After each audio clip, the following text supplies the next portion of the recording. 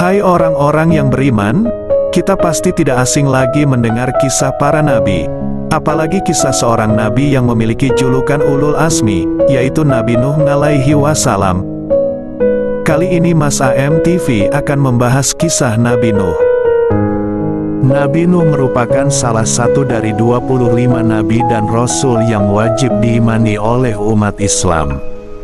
Kisah Nabi Nuh yang paling terkenal ialah peristiwa banjir bandang besar yang menimpa kaumnya, yang tidak mau taat dan bertobat kepada Allah. Pada saat tersebut, Nabi Nuh beserta pengikut setianya membuat kapal besar sehingga mereka bisa selamat dari azab pedih Allah.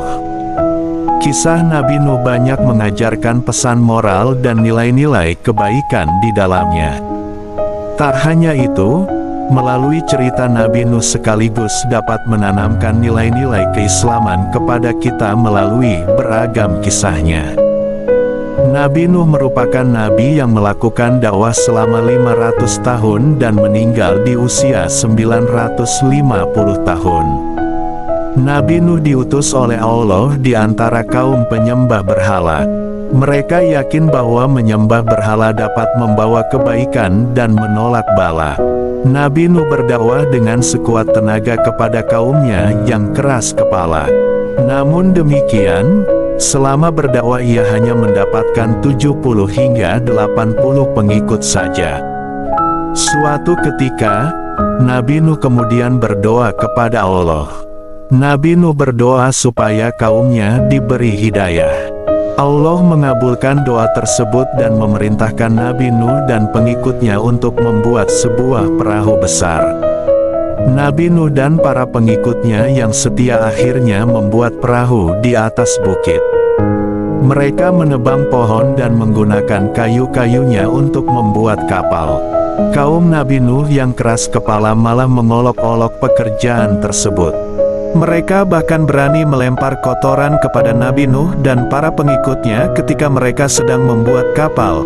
Setelah perahu Nabi Nuh selesai, beliau kemudian mengajak seluruh kaumnya untuk masuk ke dalam perahu. Nabi Nuh juga membawa serta seluruh jenis binatang, masing-masing sepasang untuk setiap jenisnya. Selain itu Nabi Nuh juga membawa benih tumbuh-tumbuhan. Hal ini supaya kelak jenis hewan dan tumbuhan tersebut tetap bisa berkembang biak. Awan pun mulai mendung disusul dengan suara gemuruh halilintar. Hujan lebat pun turun amat lebatnya dan konon tak kunjung reda sampai 3 hari lamanya. Hingga akhirnya terjadilah banjir bandang. Kapal Nabi Nuh mulai terangkat karena air mulai membanjiri daratan.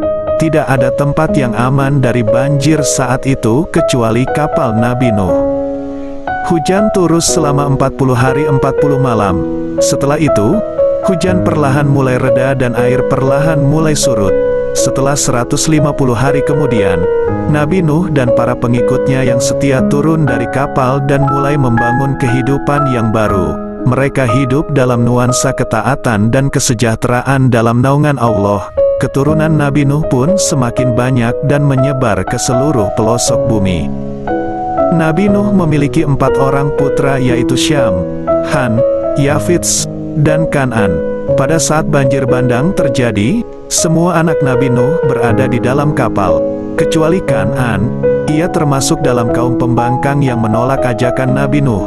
Ayahnya sendiri, "Hai anakku, marilah ikut bersama kami. Janganlah engkau turut bersama orang-orang kafir," kata Nabi Nuh mengajak Kan'an. Namun dengan sombongnya, Kan'an menolak ajakan ayahnya.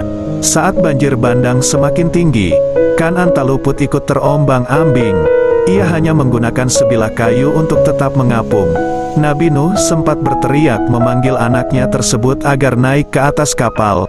"Naiklah ke perahu bersamaku," ajak Nabi Nuh.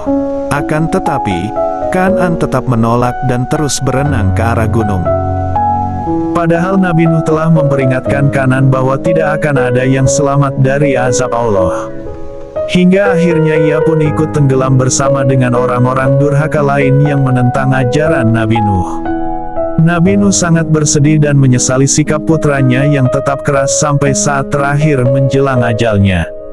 Allah kemudian mengingatkan dan menghibur Nabi Nuh meski putranya adalah keluarga sendiri, namun ia termasuk kafir karena menentang ajarannya. Itulah kisah singkat Nabi Nuh. Semoga kisahnya dalam mengajak umatnya untuk beriman pada Allah dapat menjadi pengingat bagi kita sebagai orang yang beriman untuk selalu taat pada Sang Pencipta. Dan apabila ada kesalahan dalam cerita, mohon maaf yang sebesar-besarnya. Terima kasih.